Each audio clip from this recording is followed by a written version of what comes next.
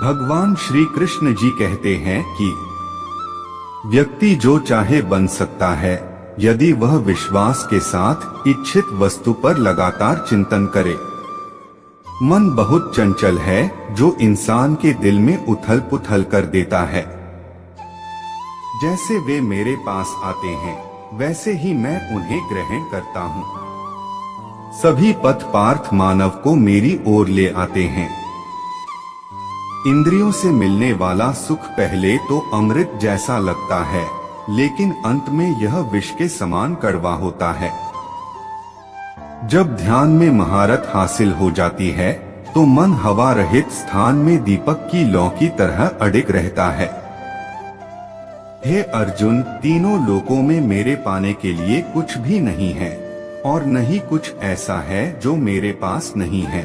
मैं अभिनय करना जारी रखता हूँ, लेकिन मैं अपनी किसी जरूरत से प्रेरित नहीं हूँ। कर्म मुझ पर इसलिए नहीं टिकते क्योंकि मैं उनके परिणामों से जुड़ा नहीं हूँ। जो लोग इसे समझते हैं और इसका अभ्यास करते हैं वे स्वतंत्रता में रहते हैं। ज्ञान की भेंट किसी भी भौतिक भेंट से बेहतर है, क्योंकि सब कामों का लक्ष्य आत्मिक बुद्धि है। जैसे आग की गर्मी लकड़ी को राख कर देती है, वैसे ही ज्ञान की आग सभी कर्मों को भस्म कर देती है। अपना काम हमेशा दूसरों के कल्याण को ध्यान में रखकर करें। अप्राकृतिक कर्म बहुत तनाव पैदा करता है। हर व्यक्ति का विश्वास उसकी प्रकृति के अनुसार होता है। मैं उन्हें ज्ञान देता हूँ जो सदा मुझसे जुड़े रहते हैं और जो मुझसे प्रेम करते हैं। मेरी कृपा से कोई सभी कर्तव्यों का निर्वाह करते हुए भी बस मेरी शरण में आकर अनंत अविनाशी निवास को प्राप्त करता है। बुद्धिमान व्यक्ति का मुख सुख में आनंद नहीं लेता। जो कार्य में निष्क्रियता और निष्क्रियता में कार्य देखता है वह एक बुद्धिमान व्यक्ति है। मैं धरती की मधुर सुगंध हूँ, मैं अग्नि की ऊष्मा हूँ, मैं ही सभी जीवित प्राणियों का जीवन भी और मैं ही सन्यासियों का आत्मसंयम हूँ। तुम उसके लिए शोक करते हो जो शोक करने के योग्य नहीं है और फिर भी ज्ञान की बातें करते हो। बुद्धिमान व्यक्ति ना जीवित और ना ही मृत व्यक्ति के लिए शोक करते हैं। बुद्धिमान व्यक्ति को समाज कल्याण के लिए बिना आसक्ति के काम करना चाहिए। कर्म मुझे बांधता नहीं, क्योंकि मुझे कर्म के प्रतिफल की कोई इच्छा नहीं। श्री कृष्ण का कहना है कि मनुष्य को हमेशा अपने मन में यह विचार लाना चाहिए कि ईश्वर के अलावा कोई और उसका इस संसार में सहारा नहीं है। अहंकार तब जन्म लेता है जब हम यह भूल जाते हैं कि जो प्रशंसा हमें मिल रही है वह हमारे गुणों की होती है, न कि हमारी। भगवान श्री कृष्ण का कहना है कि संसार का एकमात्र नियम है परिवर्तन। जो कल किसी और का था वह आज आपका है और कल किसी और का हो जाएगा। भविष्य की चिंता छोड़ दो।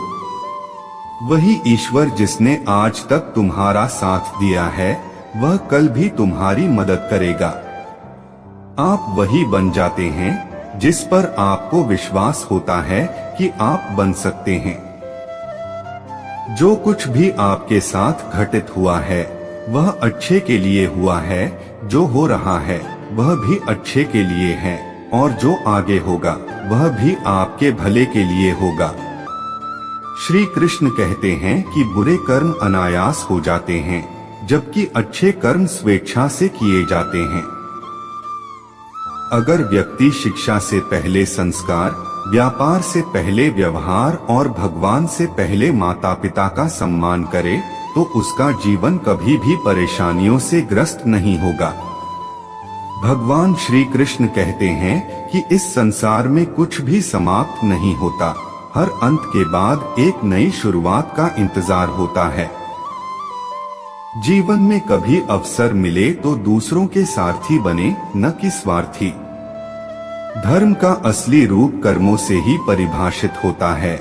कर्मों के बिना धर्म की कोई असल पहचान नहीं है। श्री कृष्ण कहते हैं कि आत्मा शाश्वत है, इसलिए मृत्यु से डरने का कोई कारण नहीं है। अपना मन हमेशा कार्य पर केंद्रित रखें, परिणाम या इनाम की चिंता न करें। श्री कृष्ण कहते हैं कि मैं ही इस सृष्टि का निर्माण, पालन और संहार करता हूँ।